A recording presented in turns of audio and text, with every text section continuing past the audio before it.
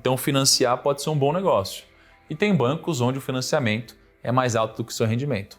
E aí já não é mais um negócio tão interessante assim, tá? Bom, agora que você tem um plano de ação para começar a ganhar mais, eu trouxe 10 situações aqui no começo da nossa aula.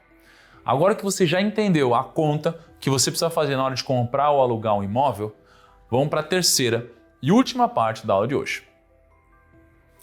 A gente vai falar sobre como tomar decisões inteligentes quando o assunto é a compra do carro.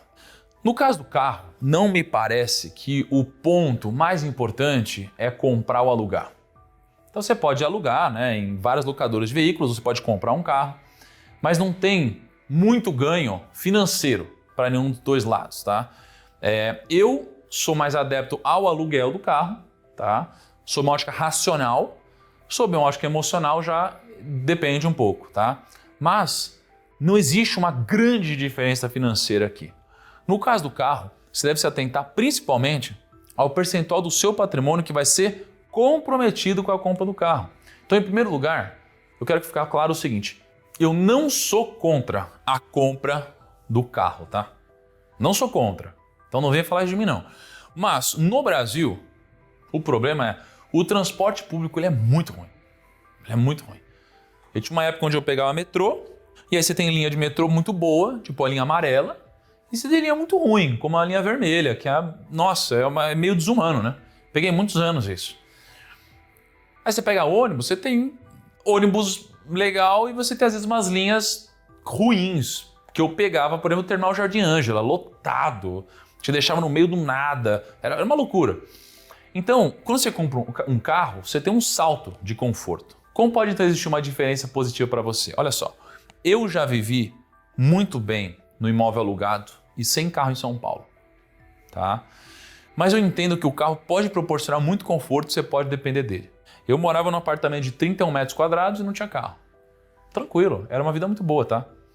Mas tem coisas que, quando você tem um carro, são mais positivas. Por exemplo, viajar, transportar a família. Então, quando você tem criança em casa, é difícil você ficar sem carro, porque se precisar levar para o hospital, né? Você precisa levar, às vezes, alguma carga, você precisa trabalhar, tá? Então, eu não vou minimizar a importância de ter um carro, porque eu acho que é importante, é interessante. O raciocínio que eu te convido a fazer aqui é: qual é o valor do carro que cabe no seu bolso? Isso é importante você entender. Vamos começar esse raciocínio. Se eu tenho 500 mil e o banco ele me libera uma linha de crédito de 500 mil, eu posso então comprar um carro de 1 milhão? Não. Porque qualquer problema financeiro que você tiver vai deixar você sem carro. Você vai ter que honrar o compromisso financeiro e não vai ter grana para pagar o carro. Se você tem 1 milhão, você pode comprar um carro de 1 milhão? Não, também. Por quê? Porque você precisa de uma reserva de emergência. Se o seu carro sofre um acidente ou se você perde emprego, como que fica? A primeira provocação que eu quero fazer então para você aqui é que você não pode viver com um carro que é muito grande em relação ao seu patrimônio. Então você precisa olhar para o tamanho do seu patrimônio e adequar o carro à sua realidade e não fazer o contrário. Então vou dar alguns exemplos aqui, tá? Quanto maior fica o seu patrimônio, menos comprometido ele vai ser pelo carro. Então vou dar alguns exemplos. Imagina que você tem um patrimônio de 50 mil. Pô, que tal você comprar um Gol 2011 por 25 mil reais?